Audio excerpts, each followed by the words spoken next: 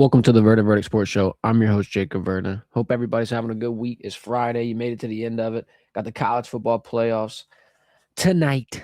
Oregon and Indiana last night. You had the U and Ole Miss. The U wins. Come on, bro. It's all about the U. It's all about the U. Shout out my boy Carson Beck. Draft stock up through the roof. Might be one of the best quarterbacks of all time. No, don't quote me in saying that, but a good playoff game last night. Hopefully a good one tonight. I think this one is a little more tough to predict, if you will, especially because they have the regular season meeting. Those type of things make it always more tricky. But we'll talk transfer portal. Demond Williams ripping everybody's hearts out, whether it be Washington fans, LSU fans, everybody in between, what LSU does next, implications potentially, and why the decision even was made. Let's jump right into the water.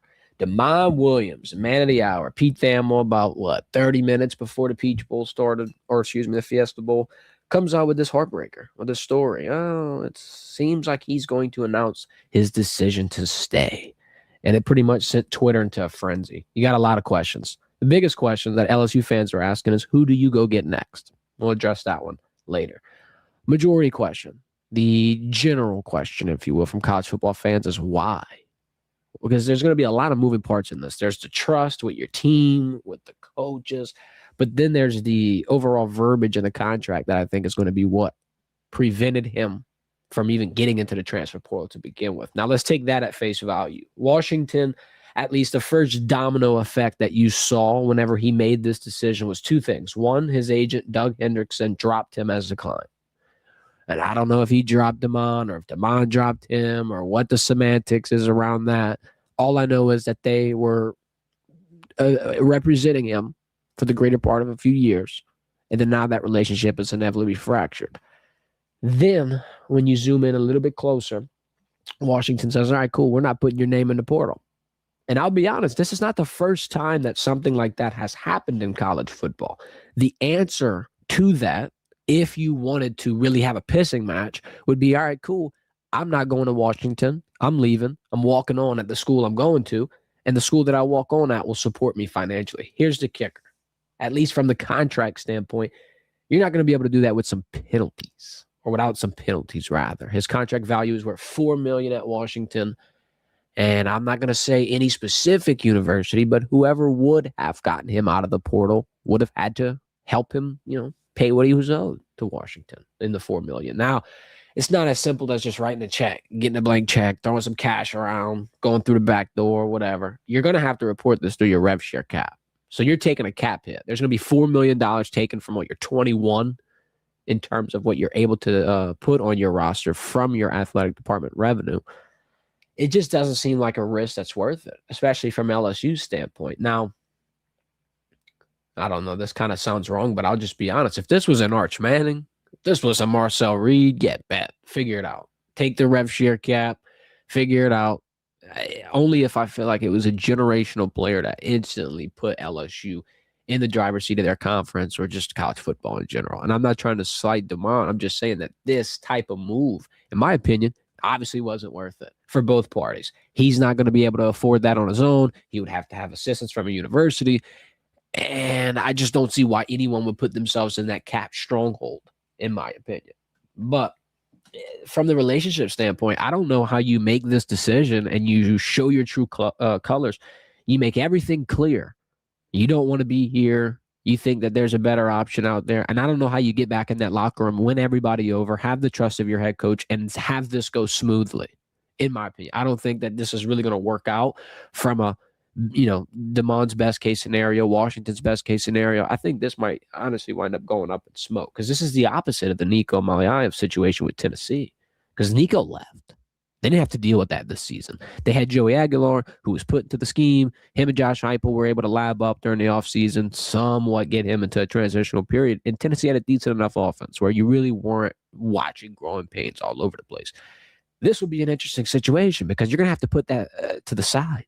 Your pride to the side, your ego to the side, your emotions, whatever the case may be, you're going to have to ignore that. In business as usual, Jed Fisher and Demond hit the drawing board and nothing ever happened. And I feel like that's going to be a little bit of an interesting thing to watch them finagle. But it's interesting to why he made this decision because it's not like he had a change of heart. It's not like he's like, I want to be at Washington. Like this is actually my best spot. He can't do it. Like if it was a perfect world and they had no consequences and DeMond got his way, he'd be at another school. And he wouldn't be owing $4 million and there wouldn't be a rev share stronghold on whatever university he decided to go to. That's more than likely the direction he would have taken if he got in his way. So from a moral standpoint, you do have to ask yourself that question.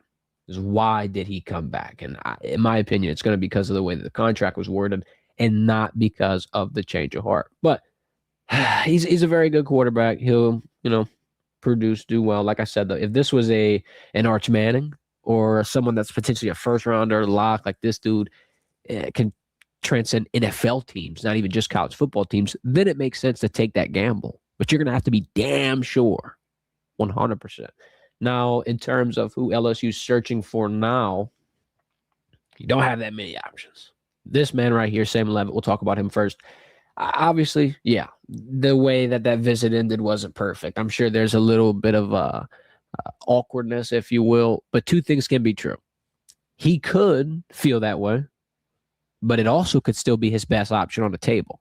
And I think that that's going to have to be the main conversation had, whether it be with his parents, his family, his camp, his agent, whoever the hell Sam Levitt is confiding in for these type of decisions. If he was asking me, I would be honest and say that a Lane Kiffin system at LSU with the weapons that they have around or they'll put around you, it just seems like this is your best option. Now, there's a caveat to this too. There's an asterisk because who's to say Oregon loses tonight and enters the portal and goes throw an offer at him? Who's to say? Now, obviously, there will probably be some preliminary conversations that have already happened. My point being is that the competition pool definitely does grow. Not by much, because Ole Miss loses. They potentially have Chambers on the hook. So they theoretically got their guy. That's not going to be a team that's instantly going in and competing in the quarterback market. But if Oregon loses, or honestly tonight, either way you go, even if Indiana loses, because Mendoza is slated to be the first pick of the draft. So you do have that in the back of your mind that now there could be an additional championship contender with a bag, by the way, in the mix for somebody like this as well. But I'll double down on what I said at the beginning of the segment. This is Sam Levitt's best destination. His best spot is LSU. Now, did they make you feel some type of way? And are they going to be your biggest offer? I don't know. But in terms of looking at every single spot he's had, even looking at Tennessee, the offer or the visit that he went on last minute after things didn't go exactly the way he probably planned in Baton Rouge, you take that visit, supposedly they're extending it, and he's going to be there today, which is an extra day. People are looking at, is he going to come in here? I don't know. I'd put the full court press on him. Obviously, it seems like it's a tough situation, but if you give him that offer you gave Sorsby, bump it up by $250,000, give him $4 million, I don't know how you turn that down. In my opinion, you're one of the highest paid quarterbacks in college football. Then somebody just asked me, who is Liz Frank? And does she have eligibility? Sorry, this threw me off. Buddy, Liz Frank is an injury, and that's what Sam Levitt has, buddy. Does she have eligibility? Man, come on. What the hell? About that, though, I'm going to talk about that. I'm glad you brought it up because I wouldn't have thought about it. The Liz Frank stuff, I can't lie. It don't really, worry me like that. If Sam Levitt didn't have much starting experience, okay, yeah, that'd be one thing. Dude, one of the first things he did when he was on his visit was do the virtual reality headset. If he's getting mental reps through that for a few months and he doesn't play till fall camp, in today's era of sports with modern technology and just the overall implementation of the augmented reality, bro, it don't matter. It don't matter, in my opinion. Like, is it the best case scenario? No. Do you want to make sure if you put $4 million on a quarterback that he'll be healthy and pass test and be able to be cleared by fall? Of course. If he's not able to play fall camp, then yeah, you got an issue. Spring ball, I just don't know if it's that big a deal. It's the same situation as Whit Weeks not playing spring ball last year, and he was able to do fine. I mean, sometimes the situation's the situation. If you've been around the block, you know how to get your body conditioned, you know what to do from the mental side of things. If you can learn a scheme with virtual reality headsets, it's the future, baby. Jay Daniels did the same thing, and that transition from year one to year two under the LSU tutelage paid dividends for him. Not to say that that is going to be the exact path of everybody else, but just to say that I'm not that thrilled by the Liz Frank side of things, at least in my opinion. Now, the biggest worry you're going to have is how that visit ended, pretty much. Pretty much. Damon Wilson in the chat saying, ask Colin Hurley to come back. Well, good luck with that one. Even if you got Colin Hurley back, I don't think he'd be ready to play. You got to get somebody that's got experience right now. Now, look, Colin Hurley as a backup wouldn't be a bad option. You do need a backup. Whatever the case may be, you're going to have to get a backup. Now, I'll throw two more names into the mix here. One of these names is going to throw everybody off. And I'm just going to have to talk about it because he's one of the best available. Now, I'm not saying he's great. I'm not saying I want him. Dylan Raiola. This is an option that's on the table. In terms of, let's say Sam Levitt goes somewhere else, this would be the next best quarterback out there. They got two other names, Deuce Knight and Bo Pribula, but, I mean, that's no and no right there. We don't even need to break those down. That's what you call last resort, and quite frankly, up shit creek without a paddle. I don't know if that's even I can't even sit here and like put lipstick on a pig on that one for you. Bo and Deuce, no thank you. Now, Dylan Raiola. See, I don't know how I feel about him that much either in terms of his statistics, in terms of his production. Like this year, he had 2,000 yards. He only played 9 games, but 2,000 yards, 18 touchdowns, 6 interceptions. He does have another year under his belt in Nebraska where he threw for 2,800, 13 touchdowns, 11 interceptions. I've never really thought that he was an elite quarterback, though. Now, you can make the argument for him that I just made for Sam Levitt. Oh, well, you're in Lane Kiffin's system and you got all these weapons. Yeah, but Sam Levitt, for me, passes the eye test in a sense where I think I can trust him at this level. He's got the dual threat aspect. He's got a strong arm. I like his ability to be able to extend the plays. He reminds me of, I don't want to say John Mateer, but like that's the type of build or mold that I can see him doing, entering the SEC, immediately making his team competitive, getting him to the college football playoff. I could see that in Sam Levitt's future. He's already been in a playoff. But in a Dylan Raiola, I mean, I don't know. The confidence just goes out the window 100% for me. Now, there's a couple of things with him as well. So at first, you don't really hear many visits with him, with Dylan, and where he's going, or you don't hear many things scheduled. And then you got this rumor floating around yesterday that he was visiting Syracuse and Fran Brown, and he posted this picture on his close friends on Instagram, and he's in the facility at Syracuse. I'm not really worried about that one. The one that's probably going to woo him over is Oregon, hypothetically speaking. Let's say Oregon does take the L tonight to Fernando, and the Fernando Heisman Express keeps rolling. The Ducks, who are going to be replacing Dante Moore this offseason, they're going to be very competitive in the transfer portal. Not even just because they're a great team. They got a great coach. They've had great success. They got money. I mean, LSU's the first team with an external NIL deal with Nike. Oregon's been the first team with an internal NIL deal at that point. Bro, the headquarters is probably damn near within walking distance of the university. You're in a different ballgame at Oregon. Not only do you got the drip, not only do you got the nice landscape around your campus, you got the bag. You got the Phil Knight NIL bag. And they utilize it the right way. They could be a threat, if you will, as you go deeper into the year. And then one more, the man to the right. Hassan Longstreet, USC freshman, just entered his name into the portal yesterday. Didn't get much time. He's mobile, though. I think this, if anything, is going to be your backup option. And I don't even think that, LSU's granted to contact him. He could have a whole list and plethora of schools that, would do anything he'd wish. And he could go, start at an ACC level for all I know. His ceiling, though, at least from what it seems like, would be a backup. LSU still needs to address that, though. Like, that's still a needed part in this portal class is getting a backup quarterback because, as you saw with Garrett Nussmeier this year, there's going to be times where your QB1 gets banged up.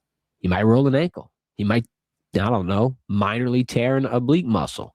Whatever the case may be, you're going to have depth because depth does two things. One, it ensures that you're going to be able to replace somebody whenever shit hits the fan, for lack of a better term. Then the competitive depth side of it also raises everybody's level of play. And I don't want to sound cliche, but you don't want somebody going into work, not really looking over their shoulder, not worried about competition, because then that's when the complacency sets in. If you got a quarterback who's got somebody holding their feet to the fire a little bit, now they're accountable. Now they're going to be able to potentially have their level of play raised. I'll use this comparison. I would say LSU's edge room and their cornerback room had a lot of competitive depth this year, and you were able to see a lot of young bucks get their opportunity. A DJ Pickett, a PJ Woodland, guys like that to get into the mix because they were able to push some of the starters, the Ashton Stamps, the Jakeem Jacksons. They were able to hold them accountable a little bit. They were able to run with them. They were able to show them, all right, cool, yeah, I'm able to keep up with this. That is the aspect of having depth. And then it's just a non-negotiable. You lose Michael Van Buren, you lose Colin Hurley, you lose Garrett Nussmeier. The only dude you got is the Piccarella walk-on. Well, shout out to him. I'm sure he's a decent, walk-on, but you need a scholarship quarterback to be under the starter. That's just my opinion. It seems obvious, but you're going to have to figure that one out. So that's my transfer portal rant. Let's go ahead and take a look at some of these comments here. Let them go. If you don't want to be a Tiger, go find someone else. It's gonna get tough finding other people. Can't lie. Gotta hope someone else enters that has not entered yet. It's another thing because the Damon Williams situation, that's kind of what started popping up into my head is that this was a left field transfer portal entrance, which he didn't even enter, but it came left field. So, I mean, there is potential for something like that. I just don't know who it would be at this point. A playoff team with depth? I mean, it's just I don't see many other people on the roster that I would really be I'd be won over by. Ronnie saying he doesn't like him missing spring because of Liz Frank. Yeah, it's tough. It's tough. Not the end of the world, though. Time of receivers, yeah. Makes sense. Makes sense. Definitely, it's not the best case scenario, but if it's all you got, it's all you got. And then he's asking about MVB visits scheduled elsewhere. Let's go take a look at our guy Michael Van Buren, who I think could have a decent transition. I mean, he didn't play horrible for LSU at the end. It wasn't great. It wasn't enough to win him over the job. But, yeah, January 7th, Hayes Fawcett committed. Michael Van Buren committed to South Florida. So it's a decent transition. It'll be interesting to see. I mean, Byron Brown was able to run it over well. Then Byron went to Auburn. So, hey, never know. Never know. All right, let's talk college football playoffs. Last night, Ole Miss, Miami. Come on, man. Hell of a game. Hell of a game. We picked Miami -3. All right, I'll tell you the three things I picked. I'll be honest with y'all. I got to be honest with the people, man. With my people. So I had Miami -3. I had Miami to win 1-10. A scoring ban. I don't know if y'all know this, but FanDuel offers a thing called a scoring ban, a winning ban. Miami to win by the 1 to 10 point ban is as simple as it sounds. Miami to win by 1, 2, 3, 4, 5, 6, all the way up to 10. Then I had Miami halftime and full time. 3 nice picks, 3 good locks, if you will. Ole Miss made you sweat a little bit at the end. They made you sweat. But this could be one of the best games all year. I can't lie. And I know I'm biased. It was back and forth, though. It was a classic. I mean, it's kind of what you expected it to be from a Miami pressuring Chambers, making him run around. Miami leaning on that run game and absolutely torching them with the clock and just the overall play count. And at one point, I saw like 60-something plays to like 40. I mean, good Lord, Mario Cristobal got in his bag a little bit. I will say this, though. Some of the play calling was confusing. Like, we seen a lot of screens. I saw Carson Beck do a read option. He holds the ball and runs it. And, like, I saw a running back trip getting a handoff twice. I did see some confusing stuff. I'll say. I did see some stuff that made me think, what the hell am I watching? But the main thing in my gut, at least that I was hearing all week, is the distraction that Ole Miss is having with the Charlie Wees, with the Kevin Smith, with all the coaches going back and forth, Baton Rouge, with the transfer portal, preparing LSU for next year, and then going back to work your second job. I just didn't think the focus was going to be able to be there in a game where focus had to be everything. Because this was the best defense that you're playing. I mean, yeah, you just survived Georgia, but it's tough from a football standpoint, in my opinion, at least. And y'all can, give your opinion in the chat. I'll react to it. It's so tough in football to be able to put all that on film and a week later have to go out and almost fight against that same exact team. Chambers is running all over the place against Georgia. He made a lot of great throws. I think he threw for like 340 yards, whatever the case may be. It was a hell of a game, and he's a hell of a player. But that's hero ball. if you're making your quarterback play hero ball every Saturday, or God bless, yesterday was Thursday, it's not always going to work out. You're not always going to be able to roll out the pocket, let one rip for 30, and, just have everything fall into your place. Almost every penalty fell into Ole Miss's way. It seemed like everything but the last one. Everybody's calling for a PI on the last one. But, I mean, good Lord, Miami at one point was getting like 2 flags a drive, it seemed like. So Ole Miss had opportunities. And, I mean, shit, they had the lead. It wasn't the high-scoring, high-flying Rebel offense that we're used to seeing. And part of it probably was because Kawan Lacey exited with the hamstring injury, but he still had a hell of a game. I mean, he had like a 78-yard breakaway touchdown run that really kept them competitive in the whole entire thing. If you look at some of the statistics, Kawan had 103 yards on 11 carries. It's 9.4 a clip. The longest was 73. Trinidad threw for 277 yards, 1 touchdown. Carson Beck, though, shout out. I mean, shout out, as big of a shout out that I can even give to him. Shout out Carson Beck, though. 268 yards, 2 touchdowns. The pick, it's a tip. It's one of those it's tough situations, if you will. He had some weird ones that he threw, but so did Chambliss. Chambliss had some horrible passes that he threw. He threw one into this weird little double coverage to the left side of the field. And the DB, in my opinion, that was an easy pick. You had like 2 other picks get dropped at least. I mean, somebody made a joke saying Miami over 5.5 picks dropped plus 3,000. I believe it. I mean, they had the pick where he threw the ball deep over 2, and then he did like this, the safety just right through his hands. There was a lot of moments where Miami's defense could have turned that game around on its head. It's all good, though. When you get the ball back on the other side, they protected it. Carson Beck didn't have the multiple turnover game. Yeah, he had the one, and that's when you really started holding your breath. But from a rushing standpoint, 191 total yards, that's damning. I could name you probably 20 teams in college football that can't even cross the 100-yard mark, and unfortunately, LSU will be one of them. I'd even throw Alabama in the mix as well for that. You got Miami getting 200, getting double almost the mark that people are chasing. And it's not even just like it's Mark Fletcher doing all of it on his own. I mean, he had 130 yards, shout out, 6 yards per clip, 22 carries. You got Malachi Toney in the backfield getting 2 of them. You got Carson Beck running. I mean, his longest was 11. Shit, how about this? Matter of fact, Carson Beck won the game with his legs. Please don't forget. Carson Beck rolls out the pocket, goes to the left, runs in, and has his moment. Has his, oh, yeah, wait a minute, y'all thought I was finished moment. Carson Beck, shout out to you, bro. I'll be the biggest Carson Beck supporter of all time from here on out. If anybody's talking that mess about Carson Beck, y'all going to have to come see me. First and foremost. I can't lie to you. I will say this, though. Here's my credit moment. Ole Miss played fantastic without Lane Kiffin during this playoff run because I doubted him. I doubted how you were going to be able to handle this from a distraction standpoint. I doubted how the offense would perform without Lane Kiffin. Obviously, the play caller and Charlie Wilson, the offensive coordinator, they're there, right? He's there. He's in the building. So they had that continuity aspect. Also, hat tip to Coach Kiffin for that because if you really wanted to be the villain of college football, if you will, it was a simple decision. Don't let him go back to Ole Miss to coach. Now, naturally, I think it benefits both schools for that to happen. One, Lane Kiffin makes $500,000 extra because they're winning playoff games. So who's going to say no to $500,000?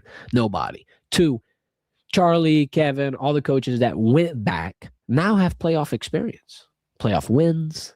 They know what to do whenever the going is getting tough in that regard. They got the rub, if you will. So that's the benefit for LSU side of it. And then obviously Ole Miss is able to get the wins, finish off the best season in program history. And I think the biggest 2 things, the biggest 2 narratives, if you will, all night is that Kawan Lacey and Chambliss will be back in Oxford. Now, Chambliss obviously has to get his 6th year, but Kawan Lacey returning, that's big. It's big for them because it puts them in a situation where they have hope. They can build. They got a foundation. They're not losing everybody. Now the portal is really going to get jumping for them, I'd imagine. But, I mean, they did what they were, quite frankly, supposed to do. Made it to the semifinals. Shit, them beating Georgia, I think, puts them in a different conversation than anybody would have ever put them into. I don't think a lot of people expected a Lane Kiffin coached Ole Miss to beat Georgia in the playoffs. I wouldn't have. So I'll give credit where credit's due to them. They got a decent squad out there. I can't lie to you. It'll be interesting to watch them try to transition this. Another thing I found interesting, too, Frank Wilson was on the sideline coaching last night. I don't know what he was coaching because I saw Kevin Smith there as well. So, I mean, he can't be coaching running backs. But I was like, damn, Frank is already out there with the earpiece, already with the Ole Miss swag on the sideline, already hitting that clock. I mean, shout out to him. You can't knock a hustler, bro. Can't knock a hustler. Indiana versus Oregon. Should we talk about it? Why not? It's going to be an interesting game. This is the last semifinal on the slate. They play tonight. I would have guessed around 7 o'clock. Let me find out for sure for y'all, though. 6:30. 6:30. 14-0 Indiana, 13-1 Oregon. This one going to be interesting. I can't lie to you. Should be a decent game. Now, this is a rematch of the regular season battle. Indiana won. I think it was like 30-20. Dante Moore, he choked the game away. 2 picks. It's tough to turn the ball over against a team like Indiana, who's really methodical. Reminds me of Miami. If Indiana can make it through this and play Mario Cristobal's squad, it'll be an interesting game because you got a really strong defense versus a really methodical and efficient offense who's not going to be flashy, who doesn't need to bang over 300 yards over your head. They can, but they don't need to. So it'll be an interesting stalemate, but I'm not trying to get a little too ahead of myself here because this one is tough to predict. I hate when teams rematch. I ain't going to lie because it's just like you never know what you're going to get. Indiana's got momentum. Oregon might be a little more pissed off. It's tough to put things like that in the handicap. So here's what I'll say. I'll lean Indiana on the money line. You get it at minus 185. This is one of the hottest teams in the country. I think it's a good spot to put them at.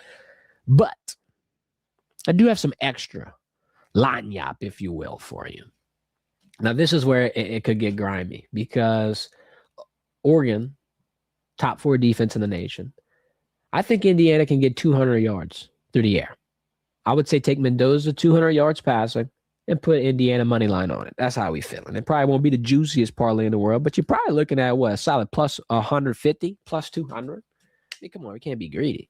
Can't be greedy here, but I think that's your option. I think that's your best bet. Indiana getting the victory, getting the job done, punching their ticket to the national championship. This is America's sweetheart at this point. I can't lie to you. You never know, though, especially when you look at the last game that they had. Let's see.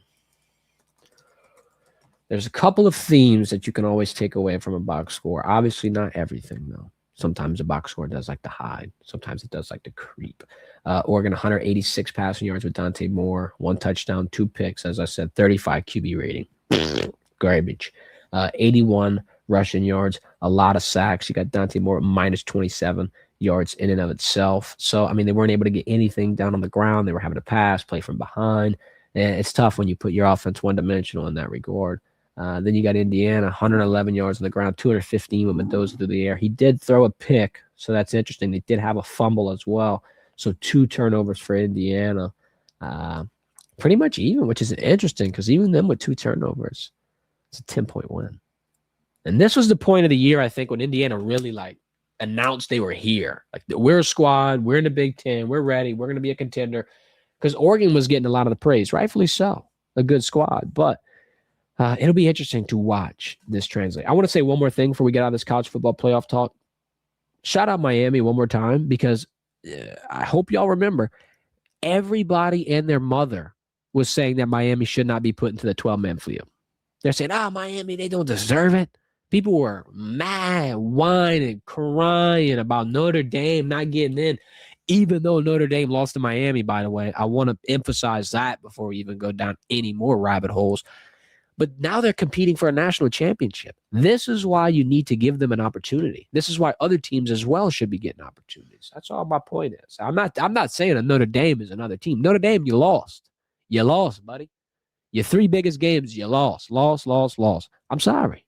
It is what it is. You can't start the season 0-2 versus A&M and Miami and expect to be able to just breeze your way into it. You know what you got to do? You want to join the playoffs. You want to get into the mix. You want to be in the top 12. Join a damn conference. Join a conference. I know you're independent. I know you can support it. And I know that the ESPN, CNB deal, they're going to let you in the playoffs if you're in the top 12. I get it. I know. I mean, what are we sitting here talking about? Okay, let's see. One smoke in the chat saying, got to go all in on Sam Levitt. Yeah, I think so. I think you try to rekindle that. I think the visit went good enough to where you're going to be able to kind of like, hey, man, come on. And like I said at the beginning of the show, if you missed it, this is his best option on the table. LSU, the weapons, the Kiffin system. They probably can chunk him around $4 million. I mean, hey, How can you beat that? Can't do it with a stick. Gary in the chat saying Liz Frank injuries are serious. As a tennis player, these are career-ending injuries. Don't think Levitt is okay to go. He's one weight shift away from being retired.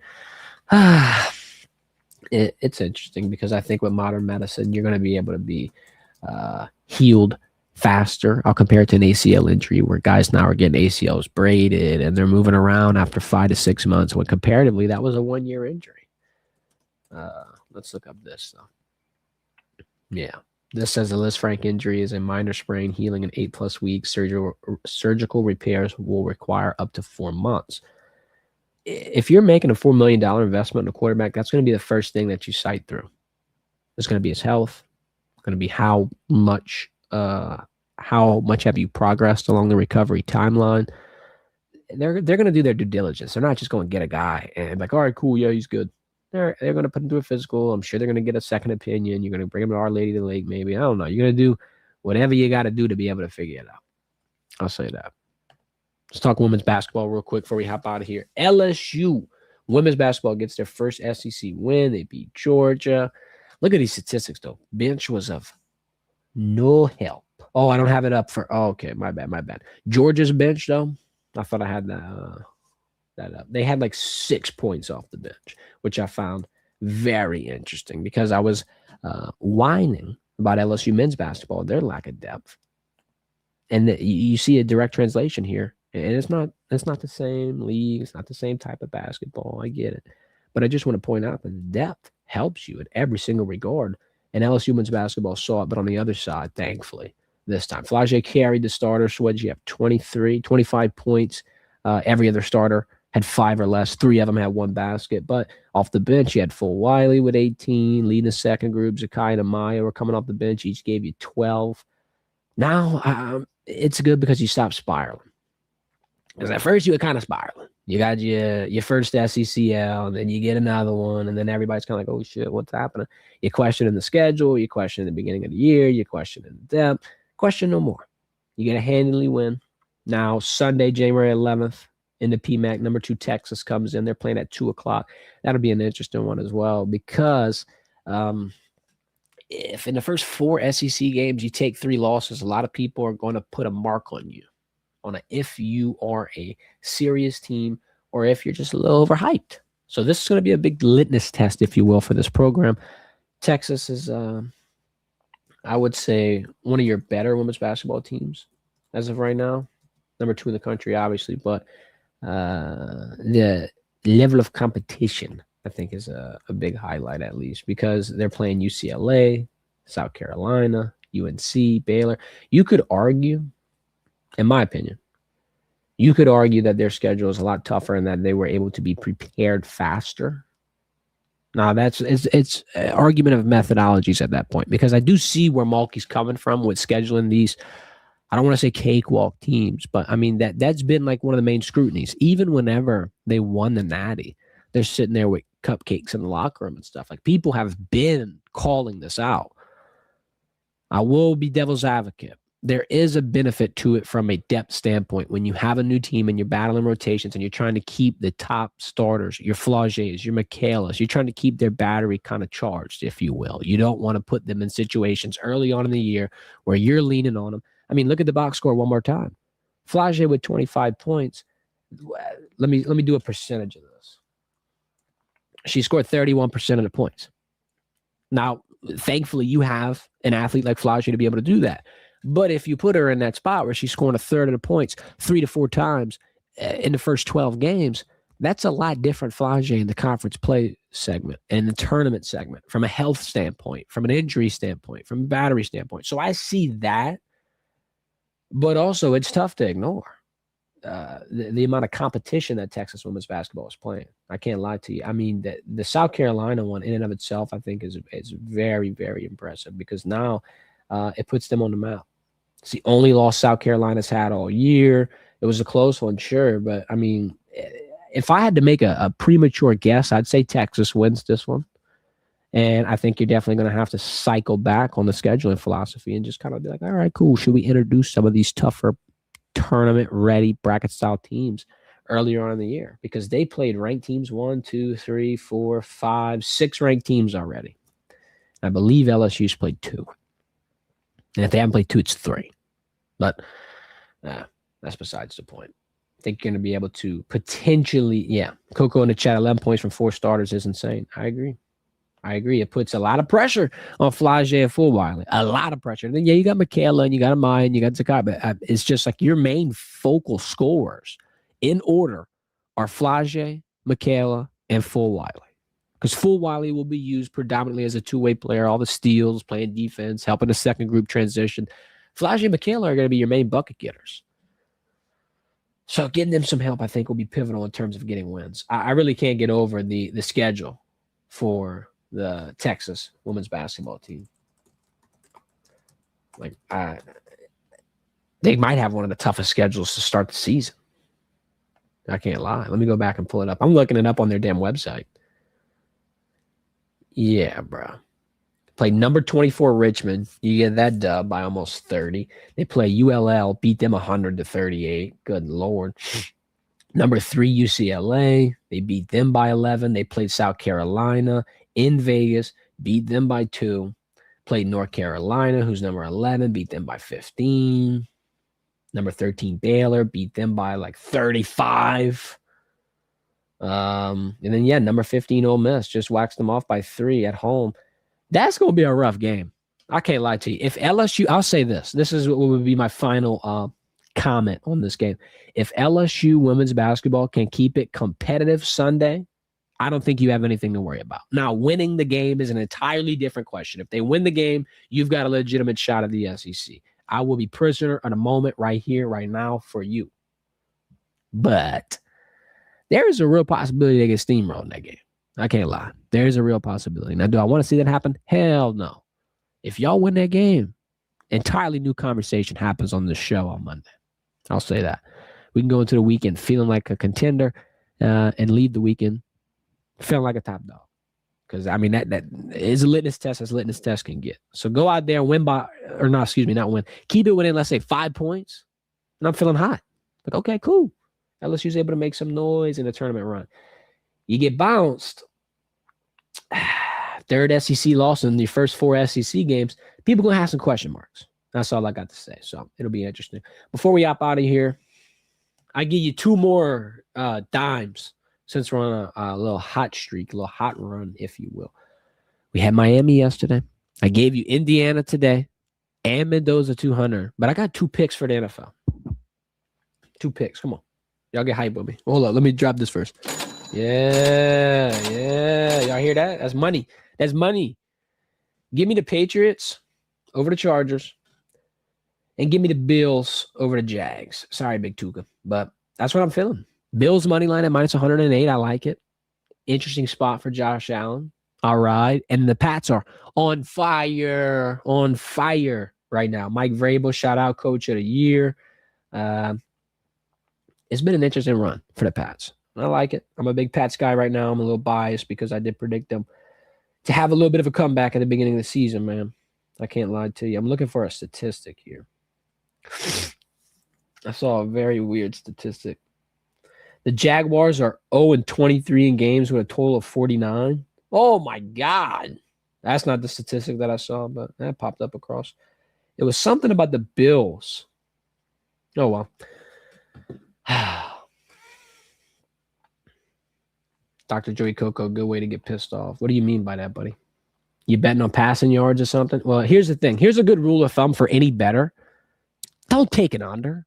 Why? Why do that to yourself? Don't. Overs, like Fernando 200, that's fine. But doing Fernando under 250, just stab. That's how they get you. That's how they get you. Them damn sports books, no. They could say 3-point spread. You're scratching your head. 3-point spread. Check that damn spread at the end of the game. Watch how close it is. Here's a perfect example, matter of fact. Miami versus Ole Miss, final score. I forgot it off the top of my head. Yeah, 31-27. If y'all don't believe me, go look at what the spreads were on most sports books. It was 3.5. Because when I took -3, I took it down to take 3 even, to not make it move to 4. They got it exactly at 4. Everybody opens Miami 3.5, 3.5, 3.5. They win literally by 3.5. They cover the spread on the dot. Vegas knows. They always know. And I don't know. I'm not going to say it's rigged or nothing. All I'm saying is don't play with them damn unders. Don't do an under. Don't. Not good value. We're hunting value here. We're the juice hunters, the juice props. That's what we're going to look for. I can't lie to you. That's what we're going to look for. All right. I'm getting out of here. This has been the Verdin Verdict. Hope y'all enjoyed y'all Friday morning with me. Enjoy the rest of y'all day.